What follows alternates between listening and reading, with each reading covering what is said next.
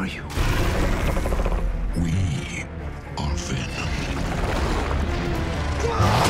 After a ton of speculation among fans, we now know the Venom movie's villain. And no guys, that's not Carnage. It's another symbiote known as Riot. Riz Ahmed stars as corporate jerk Carlton Drake, who suits up as the icky Riot to give Tom Hardy's Venom all kinds of trouble.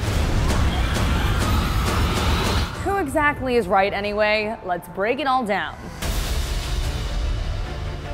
Considering that the comic book version of Venom acquired his powers by taking over Spider-Man's alien costume when Peter Parker split from it, it's only fitting that he's inspired a few imitators of his own. Riot is one of 5 symbiotes spawned from Venom by scientists at the Life Foundation. As an offshoot of Venom, Riot has many of the same powers: super strength, the ability to cling to walls and recover from most wounds, and of course to reshape its body into tendrils and deadly weapons. But it also has the same weaknesses. It needs a human host for sustenance and is very vulnerable to fire and sonic-based weapons. In the comics, the Riot symbiote has mostly been bonded to Trevor Cole, a security expert working for the Life Foundation. But obviously, things are going to play out differently in the movie. Sony was like, let's bond him to that Star Wars guy this time.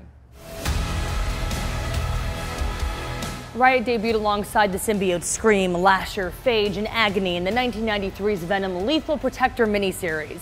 The story pits Eddie Brock, aka Venom, against Carlton Drake's Life Foundation. Drake and his allies believed that the world was destined to be ravaged by a post-Cold War nuclear conflict, and were devoted to helping its rich guy financiers survive and flourish in its aftermath.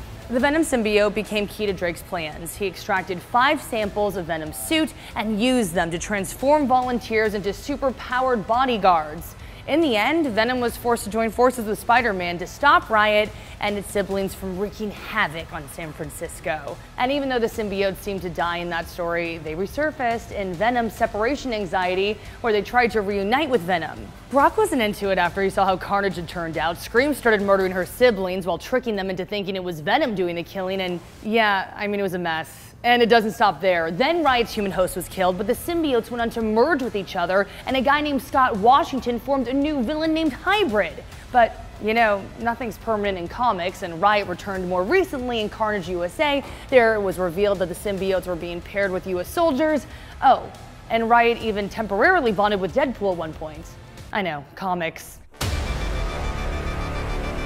While Venom and Carnage have enjoyed a healthy life beyond the comics, Riot and its siblings have barely shown up outside the printed page. Riot was in 1995's Spider-Man Separation Anxiety, side-scrolling brawler, and it was also in the free-to-play games Avengers Alliance and Spider-Man Unlimited.